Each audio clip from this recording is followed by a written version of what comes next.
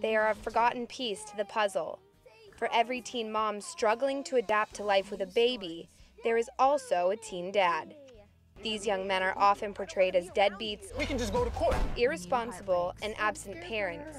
But social worker Alex Herrera says this is not always the case. I think a lot of times these dads don't know what their role are as fathers. A lot of times they get the message that they're supposed to be providing financial support. So when they are unable to provide that financial support, a lot of time it does affect them. I feel it affects their self-esteem. As a teen dad himself, Herrera chose to use his experience to help others. He works for San Mateo County to help young men through the trials of fatherhood.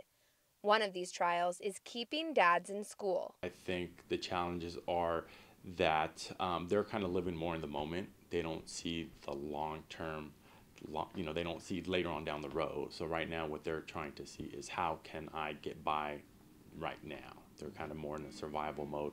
So they don't see necessarily the benefit of going to school. Research shows that teen fathers are more likely to have lower education levels and will earn 10 to 15% less per year in wages. Herrera says many dads want to be a part of their children's lives, but don't know what role to play. I think it's more socially accepted for the dads to kind of play a backseat. I think with the moms, there's more of an expectation. You're the mom, you really need to be there for the child, and it's really frowned upon if you don't accept that role. The Teen Dad program also guides young men through the court process, but it has hit some rough times. The program the San Mateo County Health System had for teen dads for the past decade has been cut because of a lack in federal funding, and young men can no longer come to this building for help. For Tricia Suafai, custody and support have been big issues. Tricia says Isaiah's birth dad isn't in the picture. She says her ex even fathered another child with a teen mom, born only a month before her son was born. I'd rather have him not see his dad because I don't want him to see his dad as how he is right now. It's just unhealthy. Studies showed children that have absent fathers are 5 times more likely to be poor, twice as likely to drop out of school, end up in jail, and 2 to 3 times more likely to need help for emotional or behavioral problems. There's nowhere for these dads to turn to, and especially when they start getting involved in family law. For Tricia, the most important thing is that Isaiah has a male role model in his life. That is her 16-year-old boyfriend, Edwin.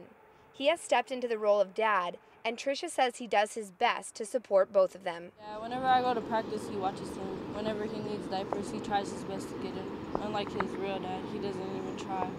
Herrera says it's rare to have another teen choose to step in as dad, but the end of the relationship between Isaiah's birth parents is a common trend. 80% do not marry the mom ever. If they do marry, they have about a 50% higher chance of divorce for the early marriage. Most of the girls don't even have the name of the father on the birth certificate. Catherine Biddle has been working with teen moms for almost 20 years and says there is often a large age difference between couples. Most of the time, if they're a freshman in high school, they're the father of the baby is probably a junior or a senior at the least. Obviously, if they're over 21, that's, a CPS case and all that gets involved. But I guess across, if you look at the national statistics, the average is 4 years older, and many of them are over 21. For Tricia, having Edwin's support makes her life as a teen mom a little bit easier. Even though Isaiah's birth dad isn't around, Patricia thinks it's better this way for now. That's unfair, but at the same time, I really don't care. I just want my son to have a good life and live it happy.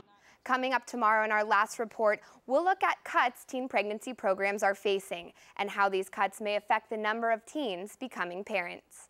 In San Francisco, Ashley Larson, State of Events.